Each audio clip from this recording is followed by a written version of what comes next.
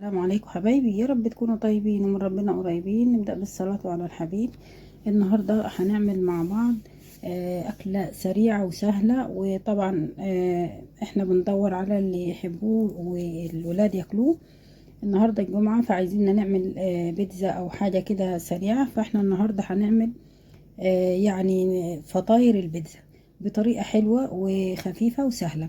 بصوا، انا معايا مج واحد اهو مليها دي، وحط عليه نص معلقة بيكنج باودر، ودي بيضة واحدة برضو، ورشة فلفل وملح. طبعا الفلفل اكيد طبعا، عشان طالما في بيض لازم فلفل.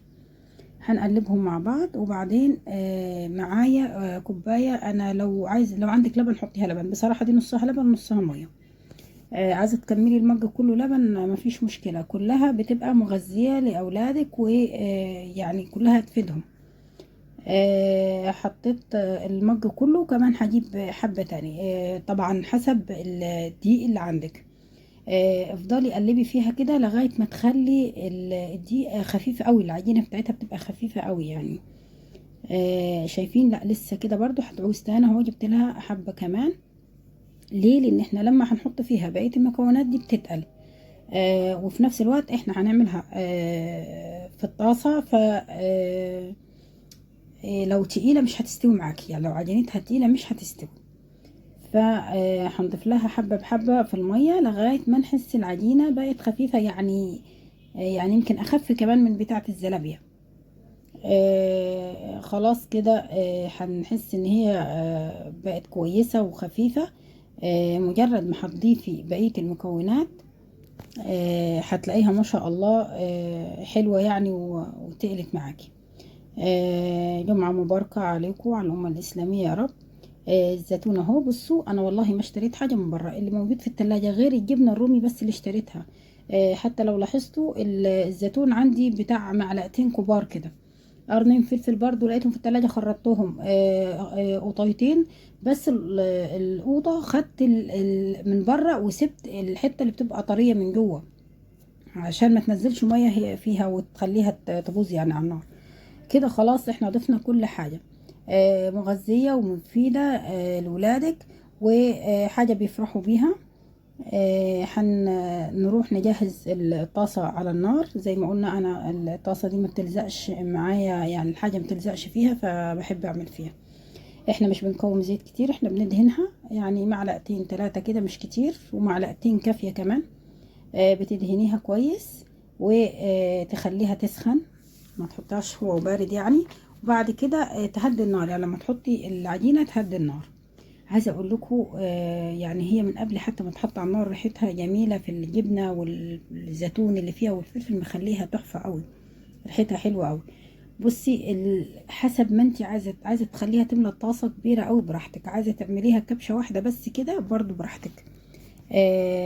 هتعجبكم ان شاء الله، جربوها وسهله وبسيطه والله. عملانها كله على بعضه يمكن ما خدتش ربع ساعه وكنا مجهزينها. ان شاء الله الوصفه تعجبكم وتبقى سهله وبسيطه. ما تنسوش تصلوا على الحبيب كتير النهارده الجمعه. اللهم صل وسلم على نبينا محمد. شايفين؟ ما بقتش لازقه هي، بس انا جبت المعلقه اعرض شويه من اللي انا كنت بقلب بيها. ما بتاخدش سوا خالص. وبصوا على فكرة هتستوي حلو قوي. اولا ان العجينة خفيفة قوي، ثانيا اني حاطه لها نص معلقة بيكنج باودر خلاها هشة برضو. فهتلاقوها لا يعني العجينة خفيفة مش تقيلة، عشان ما خدتش وقت على النار يعني، على طول كده. وهدهن برضو تاني الطاسة كل واحدة واحدة، ادوها دهنة كده، وحطوا كمان واحدة ورا التانية، هتلاقوها ما خدتش وقت، على طول بتستوي معاكم. هدوا النار عشان ما تتلسوعش منكم وتبقى نية.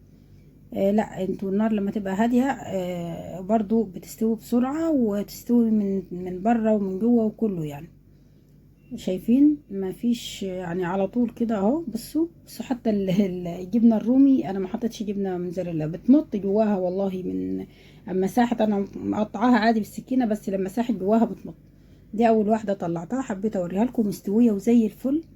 شايفين؟ يعني مج واحد ما شاء الله عمل الكميه دي كلها، ما شاء الله. شايفين؟ يعني عاملين بتاع تقريبا ست وحدات عاملينهم ما شاء الله يعني. يعني كمية حلوة عملهم المج عشان العجينة خفيفة والإضافات اللي احنا حطيناها لها. يا رب الوصفة تكون عجبتكم. وصفة سهلة وسريعة كده، والولاد بيفرحوا بيها، وحاجات بسيطة يعني لو موجودة في البيت أو مش موجودة بتجيبيها بالكمية قليلة، يعني مش مستاهلة.